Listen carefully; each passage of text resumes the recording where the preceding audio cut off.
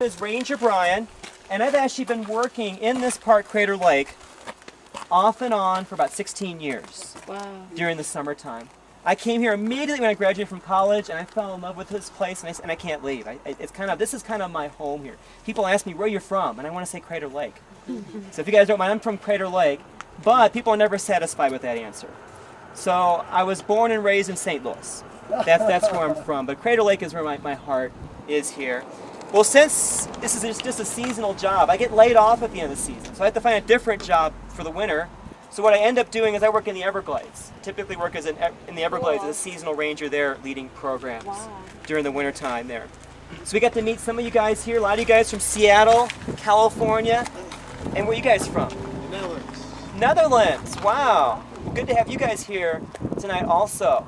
Okay. Well, wonderful. Well, for all of us here, whether we came from the Netherlands, and by the way, Tara's actually a native Oregonian here. I think she grew up by Salem, and she actually lives in the area here. But whether we came all the way from the Netherlands or Oregon, I want us to start with a question here tonight.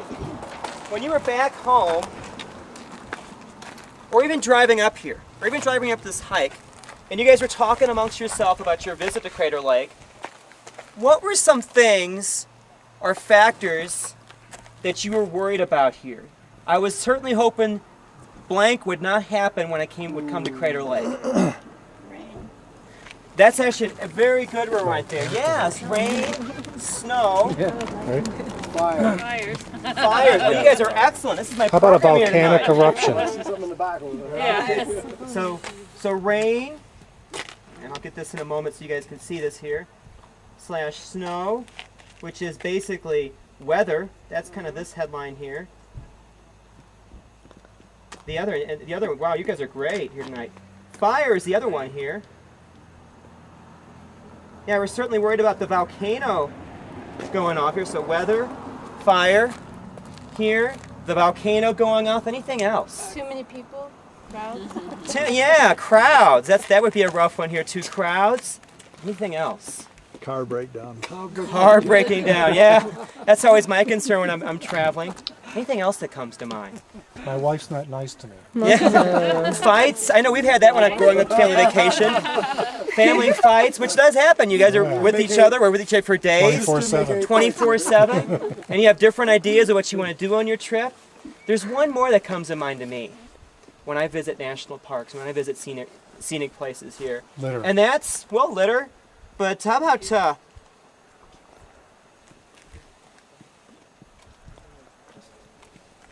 customer? My handwriting's terrible on this board here. Let me see if I can't write it here. He's a righty, too. Yeah. Customer service. No, but you guys, but I've actually had wonderful experiences, and I also had a big experience in the Redwoods about 10 years ago, where I simply asked the ranger, is there a good area to see the elk? And he came me this long lecture how they're wild animals, we don't know where they're at, we don't feed them, and good luck finding them. And that kind of crushed me, because I was just simply asking where, because it's pretty hard to see elk in this park.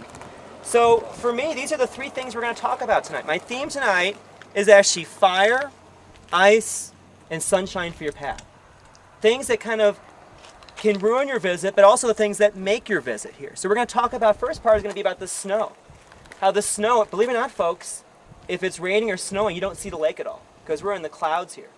So that'll definitely dampen your visit to Crater Lake.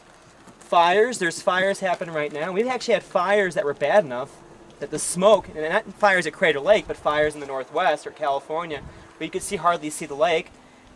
And also, hopefully here tonight, I'm going to give you some good customer service here. If you guys stay with me on the hike, I actually have a gift for everyone here tonight. So those are the three things that we're going to be talking about. Fire, ice, and sunshine for your path. For the next time you go hiking here too. Any questions before we do take off here tonight? What is the gift? You got to find out. It's a surprise. And it's not until the end of the hike. So if you hike on ahead, you're going to miss out here. So you guys all set to go hiking here? Yes. Okay. Let me pack my stuff up and we're all start our trip.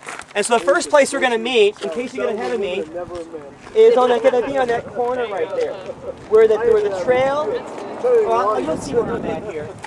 But we're actually going to hike for a bit, and then we're going to meet kind of on that corner where you can't really see the trail anymore.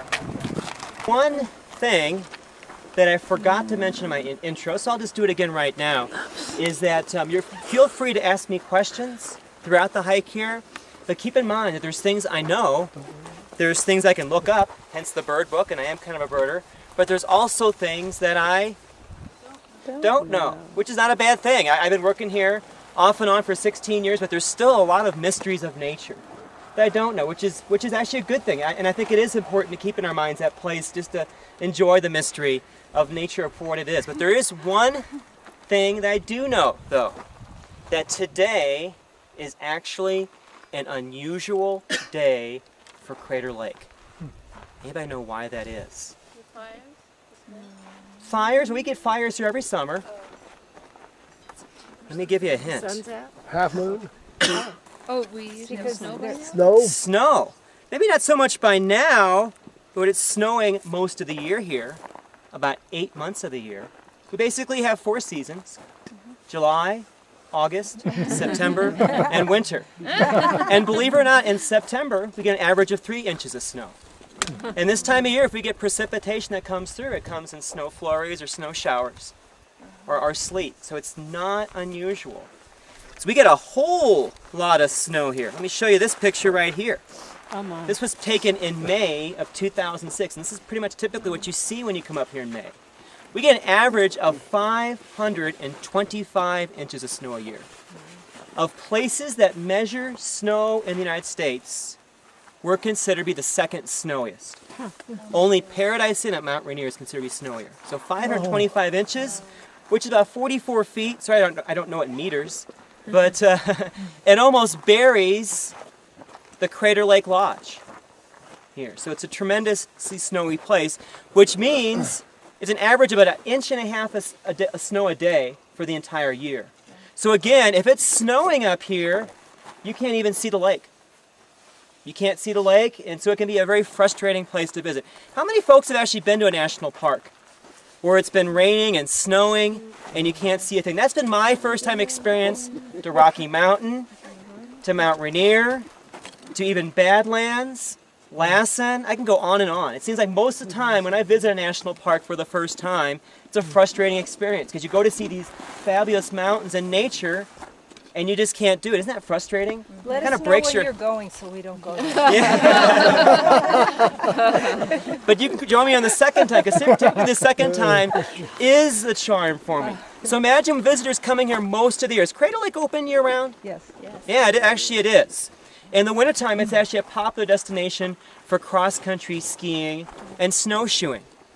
Tara, who's filming here tonight, was telling me that she does live nearby, and she comes up here in the wintertime, but 3 out of the 5 times she has come up here in the wintertime to cross-country ski, she couldn't see the lake at all.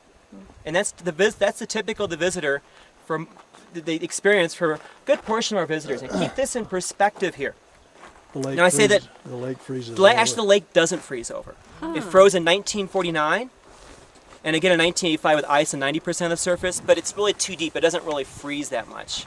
So it's not on the surface, not really on the edges. It's just too deep. It Too doesn't much really warm freeze. water down there, relative. Yeah, it's the sun. That's actually a different subject here, but we're going to focus more on the snow here right now.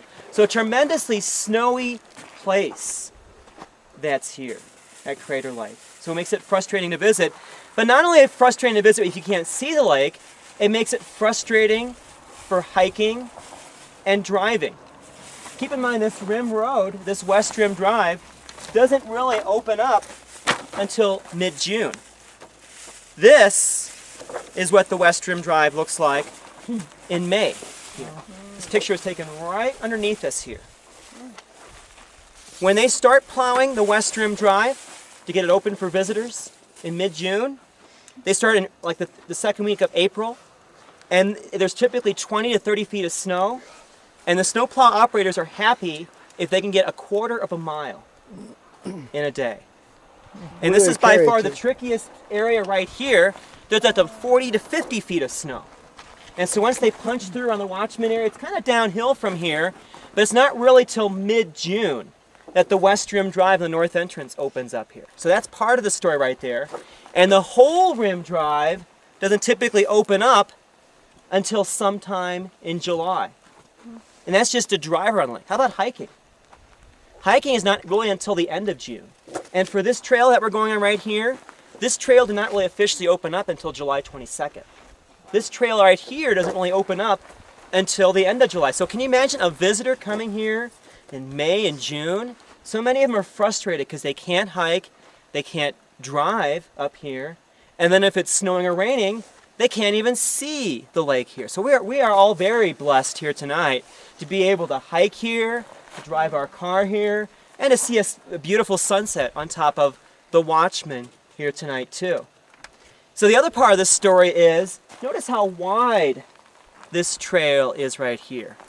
This trail that we're on is actually the original Rim Road. Can you imagine that? Taking your Model T on this road right here. There was no roads to Crater Lake up until about 1909. If you wanted to come up to Crater Lake in 1907 from Klamath Falls, it could take you up to 2 full days on horseback on very poor dirt paths. Today it's just an hour drive. From Medford, take you 3 full days by horseback. Today it's an hour and a half drive. And then you get to where the park headquarters is at, and you still have about a 3-mile hike to get up there. Would you guys hike 3 miles to see Crater Lake? Yeah. Yeah, I know, it's so beautiful. I would do it. But not everyone would do that, though. And so we had federal funding to build roads coming up here. And then it was a dream to build this road around Crater Lake. It took 6 years to do it. Can you imagine how long it takes on like a flat terrain? 6 years. You only had like a 3 to 4 months of construction. It took about 250 men and 50 teams of horses to construct this original Rim Road. And then they had to build tunnels through the snow for the first cars to go through this section right here. So tremendous amount of snow removal for those first visitors in the first part of the 20th century to see Crater Lake here too. So snow can be a very frustrating part of visiting Crater Lake, and I invite you guys to come back when it is snowing up here, even when you can't see the lake. Because my mentor used to tell me that you can never step in the same stream twice, that nature is always changing. It's always growing. And I think it's important too, whether it's Crater Lake or a park in your home, to take time to smell the roses, to enjoy that park. So keep coming here under good conditions and not so good conditions. Because it's that bad weather that's so frustrating that gives us Crater Lake. Crater Lake actually gets all of its water from snow and rain going into it here. Crater Lake gets 80% of its water from snow and rain overhead, and the other 20% from the snow clinging to the crater that melts in there. So the weather, as frustrating as it can be, gives us this beautiful place to enjoy this sunset here in a moment. Any questions about that before we head on So here? how far in the middle of the winter, how far can you drive up? Well, in the middle, very good question. Where can you drive up in the middle of winter? Yeah, where Basically up to Rim Village. Where, And that's it. That's where the lodge is at. So that's always open, that road? That's always open. In the wintertime, our snowplow operators, they plow Highway 62 and up the Rim Village, and that's it. And then this becomes a ski trail for cross-country skiing, and it's also a popular place for snowshoeing, too. So a totally different between night and day here. When they're shoveling the snow, where do they go with it? They just keep piling it up and piling it up, yeah.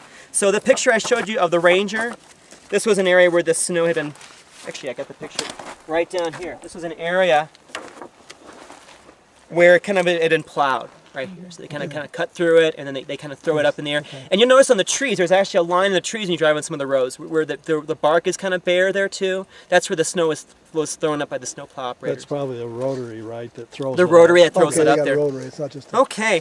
Well, I kind of want to keep us moving here too, so we don't miss the sunset, because I am trying to keep the time for you.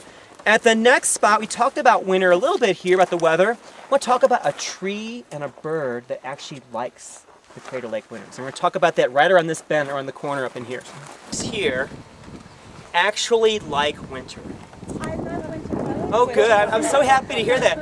I spend my winters in Florida, and you'd swear in Florida that winter is a 4-letter word.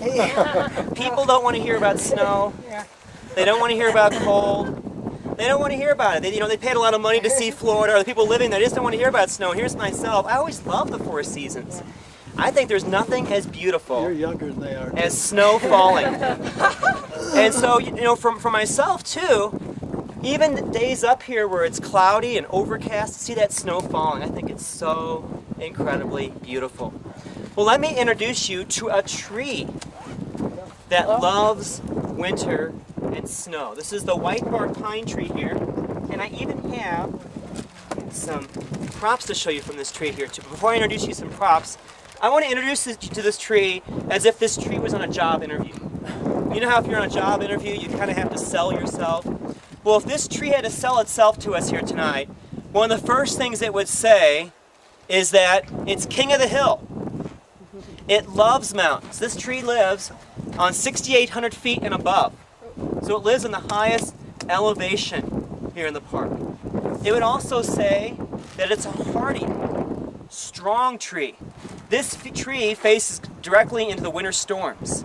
The snow, the wind, the heavy winds, the ice. No problem for this tree. It likes a heavy, cold, snowy winter here. These trees also boldly lives where no one else can. Kind of like Star Trek here.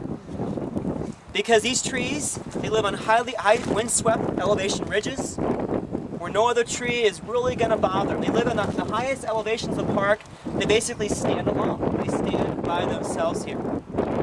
They would also say to you that we may not be pretty, but we're durable. They probably wouldn't win a beauty contest if there was a beauty contest with these trees right next to a redwood tree or a cherry tree or an oak tree or some of our other favorite trees. But they would say we're not pretty, but we are sure durable, living under these harsh winter conditions. And they would also tell us how unique and special they are. They are referred to as a stone pine. Now, stone pines are unique worldwide because they have a unique way of dispersing their seeds. How do other pine trees disperse their seeds? By wind or by fire. And we're going to talk about other trees in a moment that actually depend upon fire. But this tree actually depends upon a bird to disperse its seeds. Its best friend is this bird right here, the Clark's nutcracker here. So this tree and this bird are kind of in a business relationship. Any of you guys are on a business where you have a partner? Well, this would be the partner, the business partner of the white bark pine, the Clark's nutcracker here. So what the Clark's nutcracker does is he actually has this big, long black bill, and he pecks inside. Here's the cone itself. Can you imagine this being dispersed by the wind or by fire? They're pretty hard on the side there. So he uses that long bill and he pecks on the inside there to get the seeds here. And he actually has a special pouch underneath his bill for holding up to 100 seeds. And it just so happens that a single cone, and I'll let you guys pass these around here so you can see these for yourself. Here's an unopened, and here's an opened, and here's what the seeds look like. A single cone contains up to 100 seeds. And it just so happens that their pouch can hold up to 100 seeds. And so what they do then is these guys, they bury these seeds in caches between 5 to 15, and a single Clark's nutcracker buries up to 98,000 seeds in a summer, and about 30,000 caches here. And they bury them about 4 or 5 to 15, or actually about up to 14 miles away. And so what happens then is that when scientists have tested their memory of where they buried the seeds, they're up to 90% of their time, which means they only forget their car keys about 10% of the time, which is a pretty good ratio for like myself. I'm always wondering where my car keys are at here. And so they bury them for a winter spring food source, and they only go through about 55% of their caches, which means about 45% of their caches possibly become a new generation of white bark pine trees. So for these trees, they've got it made. It's as if they've got their own Federal Express. They've got somebody that can phone in that order, and they've got a bird that comes along that it's actually they've got a written up order. I want a place that's windswept, that it's not in heavy snow here, an exposed ridge. These trees don't mind fires, because fires will come along and remove trees. So hey, they don't mind that too. So they actually pretty much they have a written out order for the Clark's nutcracker, which he's happy to oblige, because he's going to bury the seeds in places windswept plains so we can get to them in winter, spring here. So a wonderful business relationship. And these trees actually work with the white bark pine here. So it's kind of like leaving the light on for the pizza delivery guy. What they do, their branches are nice and sturdy, so the Clark's nutcracker can hang out there as he's pecking the seeds here. Unfortunately for the Clark's nutcracker, his best friend is not doing too good. This tree right here is in terrible shape right now. They're being basically hit by a disease called blister rust. This is originally from Asia, got transported up into Europe in the early part of the 20th century by people, and then some white pine trees were transported from Europe to America with the blister rust, and this has been spreading like wildfire throughout the United States here, especially in our western pines here. And there's no known cure for blister rust. There's other plants here, like the paintbrush, that also carry it. What they do is they transport the spores to the needles here, at the base of the needles here. And so the blister rust work their way, they girdle the branches, basically killing the tree. There's no known cure. Up to 50% of our trees in West Rim Drive have blister rust. And we're very concerned here at Crater Lake, we might lose our white bark pine trees the next 50 years, which is a shame because our summit hike here tonight and our different mountain peaks would not look quite as pretty without the white bark pine, because they're the trees that live in the highest elevations here. But at the same time, there's bad news. We're doing the best we can to try to save these trees. We're trying to take cones, seeds from those cones, from trees at 2% that might be resistant to blister rust, raise those seeds in town in nurseries, even exposing the blister rust, see if they really are existent, and planting these trees here in the park. So we're trying to save these trees as much as we can, because if we don't have these trees, we don't have this beautiful bird to come to see here too, and for bird watchers like myself here. Any questions about the blister rust, or white bark pine here, or Clark's nutcracker? Well, the bird will go down 10 feet of snow to find the seeds. Yeah, they're very industrious here too. But if possible, they'll try to use windswept plains here, because believe it or not, with all that snow, there's still areas with the heavy winds. You get a tremendous amount of snow in that valley I just pointed out to you, but up in here you wouldn't get as much here too. But yeah, they'll dig in the snow to get to them if they have to do that also. Any other thoughts or questions here? Kind of reminds me of the lodgepole in the high Sierras. Mm-hmm. Lodgepole pine. Yeah. I mean, we certainly have a lodgepole at our park entrances. You actually had to drive through a lodgepole forest to get up here. And we're going to be talking about those trees, and our other trees that actually depend upon fire here. So now we're going to shift gears to fire. We're going to be hiking here for a while, and at the second switchback, almost towards the top, we're going to talk about the importance of fire here, and how frustrating fire can be during your visit, but also the good aspects of fire when you visit Crater Lake or visit forest here too. My nose. Has anybody here ever been to a national park where you've been chased out by a forest fire, or you couldn't visit because of a forest fire? Yeah, I know my best friend, when I was growing up in St. Louis, we were in high school, he was actually chased out, him and his family, of Yellowstone in 1988 during their famous fires there. It was kind of, it's frustrating, isn't it? You're going to see a national park, to see a beautiful scene of nature, and we don't really pay our entrance fee or pay that money to fly or rent the car and lodging to see smoke and haze, do we? We want beautiful, clear, clean views here. So fire can be very frustrating. Matter of fact, in a moment, we're going to be going up to a fire lookout tower here. It was actually built in 1932 to scan for wildfires here at Crater Lake. And we get about 20 lightning-caused fires each year. And up until 2 years ago, fire was thought of as an enemy here at Crater Lake, because certainly none of us want to visit a national park and to be chased out or to be inconvenienced by a forest fire. Also, people want to see beautiful green forest here. They don't want to see these beautiful trees going up in smoke here. So up until recently, it was thought of we got to suppress all the fires here at Crater Lake, and pretty much all the national parks and natural areas. So we got to suppress all the fires here. Is that a good policy? To always be suppressing fires? Yeah, probably not. By the 1970s, fire ecologists and biologists were telling us that if you're always suppressing fires, you're going to have an excess of duff, which is the pine needles, and fuel and tiny trees, which means that when a fire does come along, it's going to be that much more catastrophic. And we tend to think of fire as the enemy. I read a really good article recently. Actually, it was in National Geographic here. The July issue of National Geographic was about fire here. Matter of fact, about halfway through, they switched the cover from the mountain gorillas to fire itself. So a friend of mine actually has the same issue with fire itself on the cover. And they were talking about in the year 1900, and there's a forest in Montana where there was average of 17 trees per acre. Now there's 250 trees per acre. So it's almost, so you get too many trees, and the trees build a fire, and then you cause crown fires, where the whole trees and all the forests burn here.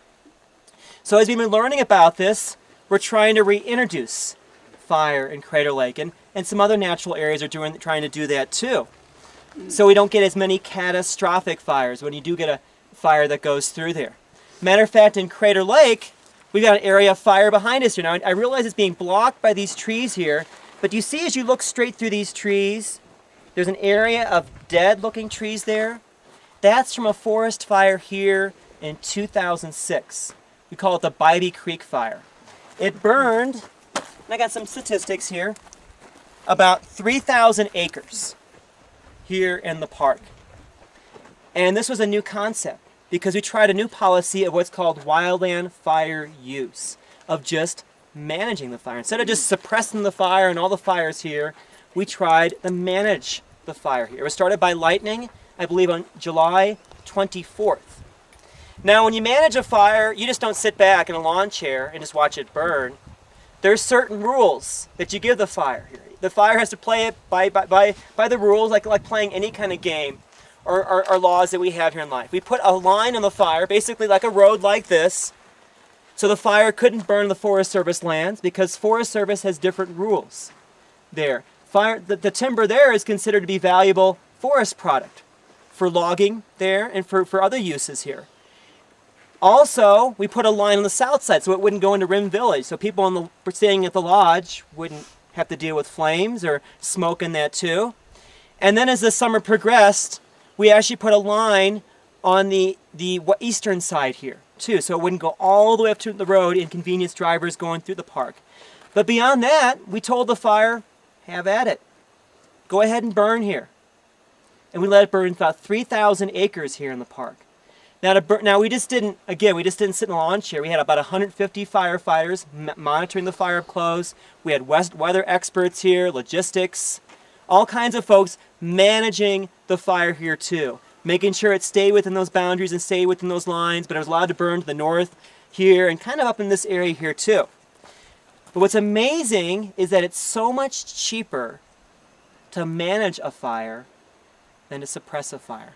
In the same area right around here in 2004, we had another fire. It was just 100 acres. We decided on the spot, we got to suppress this fire. To suppress that fire, it cost 1.2 million acres.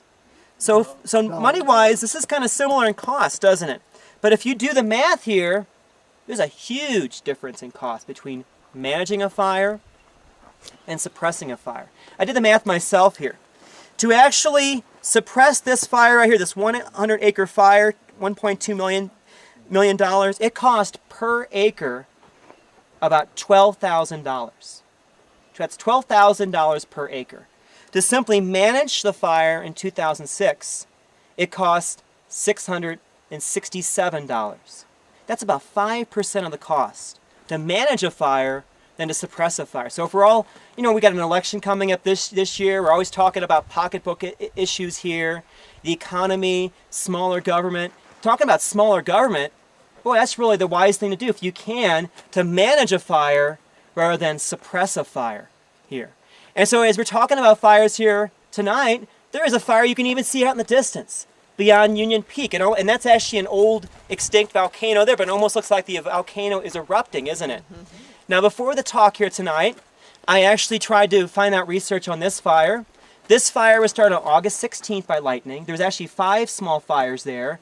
4 of them have actually kind of put themselves out. But then the 5th one is still kind of raging, about 10.5 acres. It's strictly in the park. There's no human structures close by. So again, we're managing the fire, doing the cheaper thing, and doing the best thing for Mother Nature there too. When we manage a fire too, what happens is that we burn out these meadows. It allows for elk to go through. Elk needs nice, wide, grassy meadows to graze. And also dead trees are a wonderful home for woodpeckers and even endangered species like the spotted owl here. So fire certainly plays a role. What's funny is that we don't have hurricane fighters, we don't have flood fighters, although we have people that put up sandbags, but we still have this thing and we have to feel like we have to fight fire in nature. In a certain aspect we do if they're going to affect human structures, but if it's just out of nature, certainly the cheaper thing is to manage them rather than outright suppress them. Any questions about that here?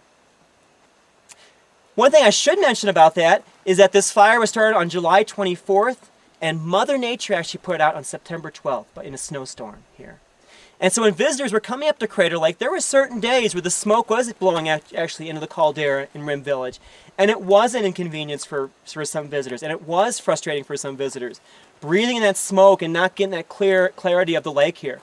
But for the health of Crater Lake, the long-term health here, since we all own the park here, it was certainly the wiser thing to do. And there was actually visitors that came here that loved seeing the fire, loved seeing a few of the trees torch, and loved seeing that glow here in the night. So there was actually visitors actually able to enjoy seeing that fire burning. So fire is not always frustrating. It can actually be fun to see too from a safe distance. Any questions about that? And also the wildlife are not necessarily burned up in fires, so people have that tendency to think that. So that's kind of helpful for people to know that. That's a very good point also. Yeah, they seem to know to kind of elude the fire, escape the fire here too. Do you suppress human-induced fires? Do we suppress human-induced? Probably, since it wasn't started by Mother Nature. But we also do I can't even say that word right now. Suppress burns here in the fall to help try to remove some of the excess duff and fuel, so we get a fire in the summertime it's not as bad here too.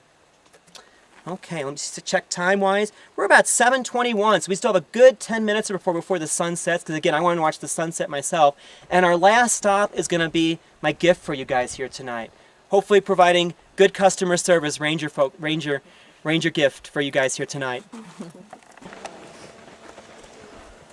Something else I forgot to mention too, that in nature, there's things we love, there's things we hate, and a whole lot of things that we're indifferent to. But in nature, basically everything is necessary and everything is good.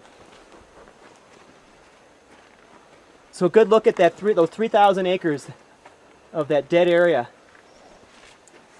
Or not, I shouldn't call it the dead area there, because that's what we tend to think of when you hear fires on the news. It says it destroyed 3,000 acres. Even when you hear volcanoes, it destroyed X amount of acres. But in nature, over time, everything comes back. In a sense, like volcanoes, the farmers had a bumper crop that next year because in Washington after Mount St. Helens, all that new minerals, and the new life here that we're seeing now in the Bybee Creek area fire here too. Come in the park here. I think they like to have fire every 50 years or so. And their cones actually get covered with resin. And so what happens is that the heat actually opens up their cone. And actually they're the first tree to come back after a devastating fire too. So right around this corner... I didn't think it'd be too Whatever heavy. could it be? Thank you. Thank you. There you go. Is your business card? There you go. Oh, it is a tangible thing. Yeah. Good gift. I wouldn't have guessed it. Ranger and Brian. There you go. And I got two more for you guys back here too. So the last thing I'm going to do here is my gift for you guys here tonight. This is advice from a ranger. Half of it is from things I've come up with as I've been hiking and leading ranger programs. And the other half is from my mentor, who used to be a lookout fire operator out here at Crater Lake, as well as an interpretive ranger here too. And if you guys don't mind, I thought we would just kind of take turns reading them. Anybody want to read the first section here, the first 3 lines? I will. Okay. For every question, there is not necessarily an answer. Yield to the mysteries of nature. Isn't that beautiful? That I don't necessarily know the answer. None of us necessarily know the answer. In a moment, we're going to see a beautiful sunset. What exactly causes the sunset and the colors? There's probably scientific answers to a lot of this, but some of it is just simply the mysteries of nature and life. And isn't that beautiful, too? How about the second 3 lines here? Anybody want to read that? This is one of my favorites. I'll read it. Okay. Take time to enjoy the view and smell the roses. Find your own sacred place. I think that's so important here. my sacred place is certainly Crater Lake here, but I would encourage you guys to find a sacred place by your house, or even if it's halfway across the country or across the world, keep going there. Go there in good weather, go there in bad weather, keep experiencing it here too. Because you'll be surprised how it's always different, always changing, which kind of leads to our next one here. Anybody want to read the next one here? I'll read it if you'll explain the last Okay. line. If nature is your hobby, you will never be bored. You can never step in the same stream twice. Yeah, you can never step in the same street. The water's always moving and it's always changing. Matter of fact, the son of my mentor, who's now a ranger here, when his dad first told it to me, he goes, "Hey Dad, you can step in the same streams twice." Like that. But then his dad says, "Well, you're half true," but even in that, the water was moving. The water was changing. It's not even the same water there. So it's, again, nature's always changing. It's always growing. Same water twice. It's not, yes, you can't even step in the same water twice there. It's always changing. How about that fourth group of lines there of 3? Anybody want to read that? Okay. There are things we love, things we hate, and things to which we are indifferent. However, in nature, everything matters. Yeah, so keep that in mind next time you're visiting up here, or you're visiting your favorite park and it's snowing, and maybe you're with me here. Or you're visiting a place and there's fires, and we're thinking, man, that's terrible, there's a forest fire. In nature, everything matters, and everything is good in its own sense here. How about the last one here? I want to read that one. Okay. Every single person makes the world every single day. Think globally, act daily. Yeah, that's something I think about a lot, is that a lot of people look to rangers for answers, but I think you guys are all rangers in your own sense too.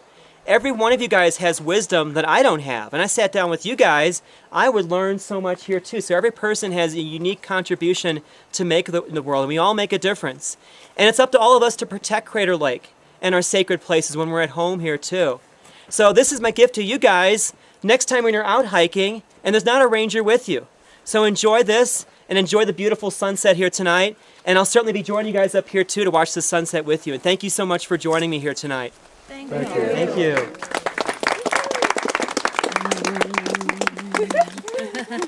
And thanks to Tara, our camerawoman here.